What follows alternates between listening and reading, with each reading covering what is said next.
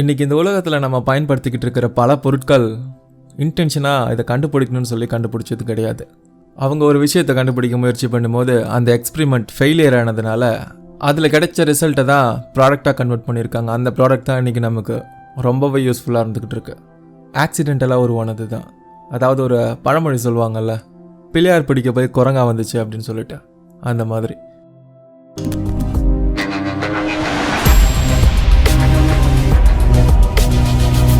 நீங்கள் இன்னும் நம்ம சேனலை சப்ஸ்கிரைப் பண்ணலன்னா மறக்காமல் சப்ஸ்கிரைப் பண்ணிக்கோங்க. கூடவே அந்த பெல் ஐக்கானை ப்ரெஸ் பண்ணி ஆல் நோட்டிஃபிகேஷன் எனேபிள் பண்ணிக்கோங்க. அப்போ தான் நம்ம சேனலில் போடுற எல்லா வீடியோவுக்கு உண்டான நோட்டிஃபிகேஷன்ஸ் உங்களுக்கு வரும்.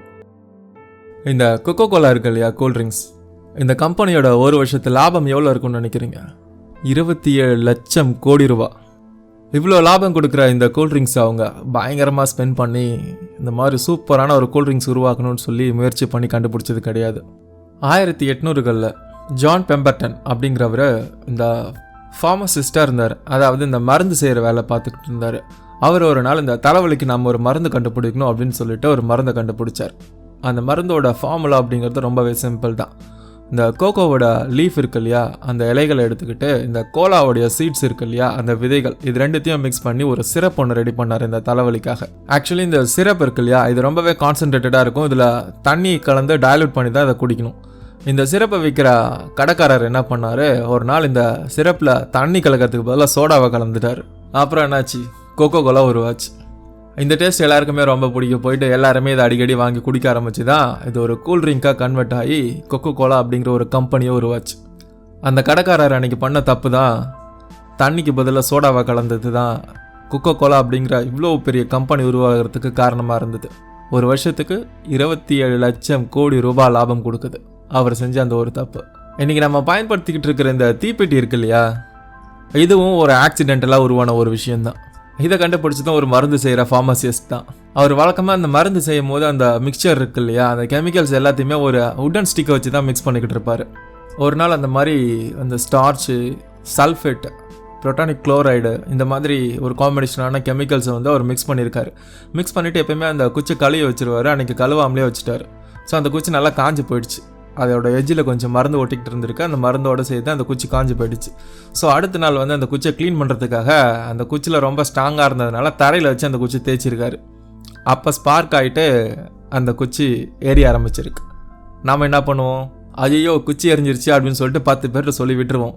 பட் ஆனால் அவர் என்ன பண்ணியிருக்காரு அப்படின்னா, அதையே ஒரு ப்ராடக்டாக கன்வெர்ட் பண்ணி அதுக்கப்புறம் அந்த கார்ட்போர்டில் இந்த மருந்தை எஜ்ஜில் வச்சு அவர் ஒரு ப்ராடக்டாக கன்வெர்ட் பண்ணி விற்க ஆரம்பிச்சிருக்கார். இந்த விஷயம் உலகத்தையும் அன்றைக்கி மாற்றுச்சு. ஏன்னா இந்த தீப்பெட்டியை வச்சு தான் இன்றைக்கி வரைக்கும் கூட நம்ம அவ்வளோ ஈஸியாக இந்த தீயை மூட்டிக்கிட்டு இருக்கோம். அன்றைக்கெல்லாம் இந்த தீப்பெட்டிக்கு பதிலாக ஒரு ஸ்பார்க்கை உண்டு பண்ணி அதுக்கப்புறம் தான் வந்து நம்ம தீயை மூட்டுவோம். ரொம்பவே கஷ்டப்பட்டாங்க. பட் இந்த தீப்பெட்டி அப்படிங்கிறது உலகம் ஃபுல்லாக இருக்கிற எல்லா மக்களுக்கும் இந்த வேலையை ரொம்பவே சுலபமாக்குச்சு. இதில் கவனிக்க வேண்டிய முக்கியமான விஷயம் என்னென்னா, இந்த விஷயத்தை அவர் பேட்டன் பண்ணலை. இது மக்களுக்கு இலவசமாக கிடைக்கணும் அப்படின்னு சொல்லிட்டு இதுக்குண்டான எந்த பேட்டனுமே அவர் ரிஜிஸ்டர் பண்ணல. அதனால தான் இன்றைக்கி வரைக்கும் ₹1 நம்மளால் தீப்பெட்டி வாங்க முடியுது. ஒருவேளை இந்த விஷயத்தை அவர் பேட்டன் பண்ணியிருந்தாருன்னா உலகத்திலே ஒரு மிகப்பெரிய பணக்காரராக இருப்பார். அவருடைய வாரிசுகளுக்கும் இன்றைக்கி நம்ம வாங்குகிற தீப்பெட்டியிலேருந்து ஒரு பங்கு போயிருக்கும். பட் ஆனால் அதை அவரை பண்ணலை. அடுத்ததாக இந்த பேஸ்மேக்கர். பல பேரோட உயிரை இன்றைக்கி காப்பாற்றிக்கிட்டு இருக்கிறது இந்த பேஸ்மேக்கர் தான். நிறைய ஹார்ட் பேஷண்ட்டுக்கு அந்த ஹார்ட்டோட ரிதம் எவ்வளோ நேரத்தில் எப்படி துடிக்கணும் அப்படிங்கிறத கண்ட்ரோல் பண்ணுறதுக்காக இந்த பேஸ்மேக்கர் அப்படிங்கிற ஒரு கருவி பயன்படுது. ஒரு ஹார்ட் சர்ஜரி பண்ணி இந்த பேஸ்மேக்கர் அவங்க ஹார்ட்டில் ஃபிக்ஸ் பண்ணிட்டாங்க அப்படின்னா இந்த பேஸ்மேக்கர் சொல்கிற மாதிரி அவங்களுடைய ஹார்ட் துடிக்க ஆரம்பிக்கும். ஸோ அதனால் நார்மலான அவங்க லைஃப்பை லீட் பண்ண முடியும். இதை கண்டுபிடிச்சது ஒரு ஆக்சிடென்டல் தான். ஆக்சிடென்டல்னு சொல்கிறத விட அவங்க செஞ்ச ஒரு தப்பு தான். 1960 வில்சன் கிரேட் பேட்ச் அப்படிங்கிறவர் ஒரு விஷயத்தை கண்டுபிடிக்கிறாரு. அதாவது இந்த ஹார்ட்டோட ரிதம்மை வந்து ரெக்கார்ட் பண்ணுறதுக்காக ஒரு டிவைஸ் கண்டுபிடிக்கிறாரு. இந்த டிவைஸ் தான் பேஸ்மேக்கர். ஆக்சுவலி அவர் இந்த ஹார்ட் எப்படி துடிக்குது, எவ்வளோ நேரத்துக்கு ஒரு வாட்டி துடிக்குது அப்படிங்கிறத ரெக்கார்ட் பண்ணுறதுக்காக ஒரு டிவைஸ் கண்டுபிடிக்கிறாரு. கிட்டத்தட்ட இசிஜி மாதிரின்னு வச்சுக்கோங்களேன். இந்த டிவைஸில் ஒரு காம்பனண்ட்டை தப்பாக வச்சுடுறாரு. அந்த மிஷினை தப்பாக செஞ்சிடுறாரு.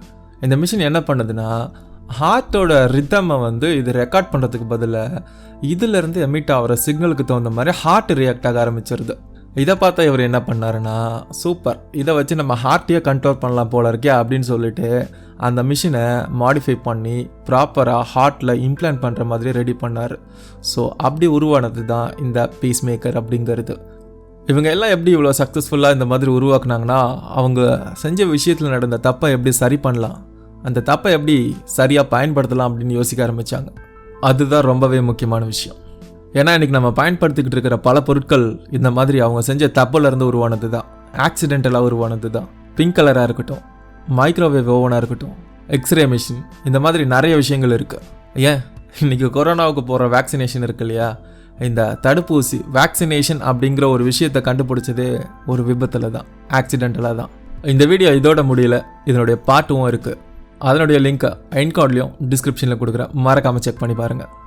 இந்த மாதிரி வீடியோக்கள் உங்களுக்கு பிடிக்குதா இல்லையா அப்படிங்கிறது நீங்கள் கொடுக்குற லைக்ஸில் இருந்தும் கமெண்ட்ஸில் இருந்தும் தான் எங்களுக்கு தெரிய வரும். ஸோ உங்கள் கருத்துக்களை மறக்காமல் கமெண்ட் பாக்ஸில் மென்ஷன் பண்ணுங்கள். Keep supporting. தேங்க்ஸ் ஃபார் வாட்சிங்.